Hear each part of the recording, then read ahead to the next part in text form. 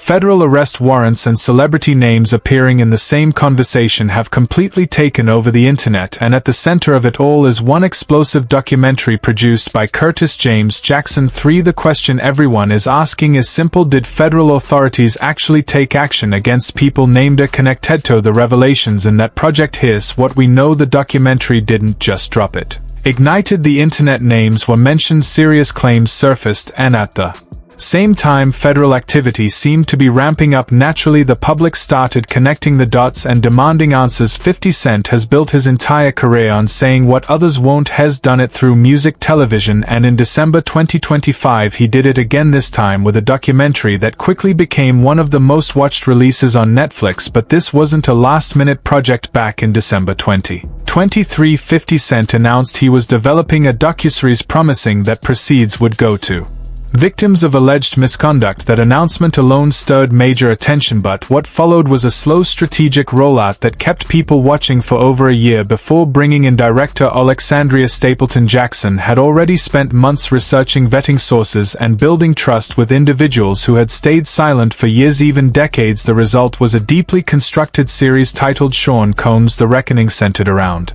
Sean Combs. When it finally premiered in December 2025, the response was massive, over 21.8 million views in just 6 days. That kind of number doesn't happen by accident. It reflected a public that had been waiting for clarity on a story that had been unfolding for years across courtrooms, headlines, and social media. What made the documentary stand out wasn't just the topics, it was the people involved. It featured insiders like Kirk Burroughs, former executives like Capricorn Clark, artists such as Aubrey O'Day and Mark Curry, and even jurors from a federal case. Burroughs in particular brought something powerful: handwritten journal entries documenting events as they happened in legal terms. That kind of contemporaneous evidence carries serious weight. The documentary didn't stop there. It included testimony from jurors who explained how they reached their verdict, offering rare insight into how evidence was interpreted behind closed doors. That alone elevated the project from entertainment to something much closer to public accountability. And then came the footage, previously unseen video from September 2024, just days before a federal arrest, showed tense conversations, references to legal trouble, and discussions that hinted at financial maneuvering. Director Stapleton stated the footage was legally obtained. 50 Cent himself described it bluntly, saying it showed someone documenting themselves on the way to jail. The opposing side strongly denied that claim, arguing the footage was private, unauthorized, and never meant for public release. Netflix responded by standing firm, stating everything used was legally cleared. That back and forth alone drove millions of views, but what really grabbed attention was what the footage suggested. One of the most talked about moments involved a conversation about moving roughly $200 million shortly before the arrest. Whether that detail has legal consequences remains unclear, but once millions of viewers saw it, the conversation changed instantly, because at that point this wasn't just a documentary anymore. It became a catalyst. When nearly 22 million people watch something filled with names, evidence, and testimony, it doesn't just sit there. It creates pressure, it sparks new tips, it encourages others to come forward, and that leads to the biggest question of all: did federal authorities issue arrest warrants for other celebrities connected to what was revealed? The answer isn't simple. To understand what's really happening, you have to look at the timing. This documentary didn't release in isolation. It dropped during a period of intense federal activity involving high-profile figures. At the same time, massive document releases tied to Jeffrey Epstein were making headlines. Millions of pages of files were made public, triggering new investigations and reigniting old ones. One of the most shocking developments came in February 2026, when Prince Andrew was arrested in connection with misconduct allegations tied to Epstein. While that case wasn't directly linked to 50 Cent's documentary, the timing mattered, because for the public it all blurred together: multiple investigations, high-profile names, explosive revelations. It created the sense that something bigger was unfolding, and that the documentary might have been one piece of a much larger puzzle. For decades, celebrity status had often acted like a shield, but now federal authorities and even international investigators were showing that protection might be fading. The idea of untouchable figures was starting to crack, and the public, already primed by Curtis James Jackson III's documentary was ready for more names, more accountability, and more consequences. As new arrests began making headlines, people started connecting dots. Some connections were grounded in fact, others weren't. One major moment came with the arrest of Peter Mandelson on February 23, accused of misconduct in public office. Although he was later released on bail, the significance wasn't just about him, it was about the pattern. These weren't entertainment figures, but they were powerful names tied to broader networks of influence and alleged misconduct, and the timing happening during the peak cultural impact of the documentary made everything feel connected in the public's mind. Social media only accelerated that perception. Within hours of any new arrest or warrant, creators on platforms like TikTok, YouTube, and X began posting videos claiming that those individuals were named in 50 Cent's documentary.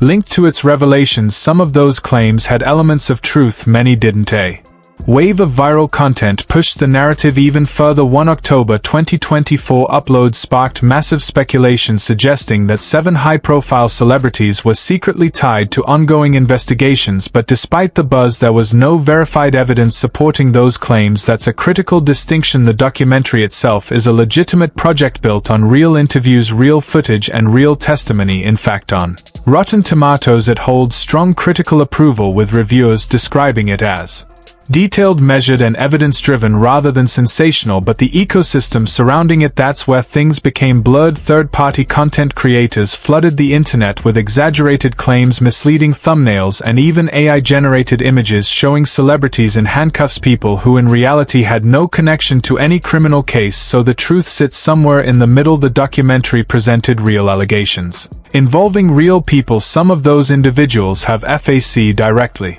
others directly, others indirectly through stories and allegations, and those references are what fueled much of the online speculation about possible arrest warrants. One name that kept resurfacing in discussions was Rodney Jones. His role was significant, featured in episode 4. Jones provided over a year's worth of footage, 13 months of material from inside the environment being examined that goes far beyond testimony. That's potential evidence, and if investigators were paying attention, and it's reasonable to assume they were, that kind of material could carry serious weight. In many ways, the documentary began to function as something more than storytelling. It became a parallel investigation, not conducted by law enforcement but still producing material that could be of real evidentiary interest. The series also revisited unresolved historical moments, including the murders of Tupac Shakur and the Notorious B.I.G. By reopening those conversations, it pulled attention back to figures from that era, some of whom are still active today. The implication was clear: the full story may have never been told, and that's the environment where rumors about federal arrest warrants started gaining traction. The documentary painted a picture of powerful individuals operating for years without consequences. The public, frustrated by that history, was ready to believe that accountability had finally arrived, and in some cases it had, but separating fact from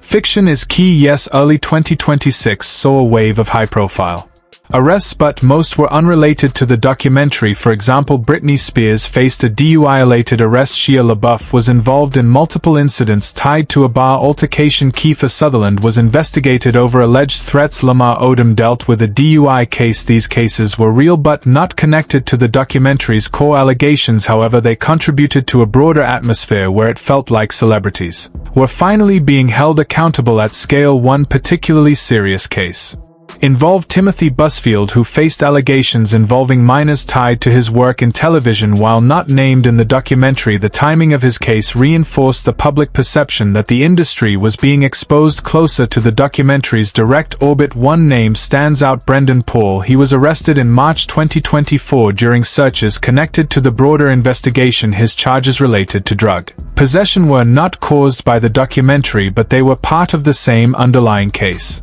It later explored. It showed that authorities were willing to act not just against central figures but also against those around them. At the same time, the documentary itself began generating legal backlash. In January 2026, a lawsuit was filed accusing the production of misrepresentation and editing testimony in a misleading way, alleging that the project served 50 Cent's personal and business interests. That added another layer to the story. Now the question wasn't just about the people being exposed, it was also about the responsibility of the people doing the exposing. Meanwhile, 50 Cent continued to escalate things. On March 5, 2026 he briefly posted and quickly deleted a teaser hinting at another project targeting T.I. and Tiny Harris, referencing multiple alleged cases. Even without confirmation that the project exists, the impact was immediate, because today the threat of exposure can be just as powerful as exposure itself, and 50 Cent understands that better than most. His strategy through social media timing and calculated releases has kept the narrative alive and the pressure constant. As he put it himself, if no one speaks out, silence becomes acceptance. He has framed the documentary not as a personal attack but as a cultural statement about power, fear, and accountability in the industry. Whether people agree with that framing or not, that's the lens has chosen, that's the reality. But that doesn't mean the documentary had no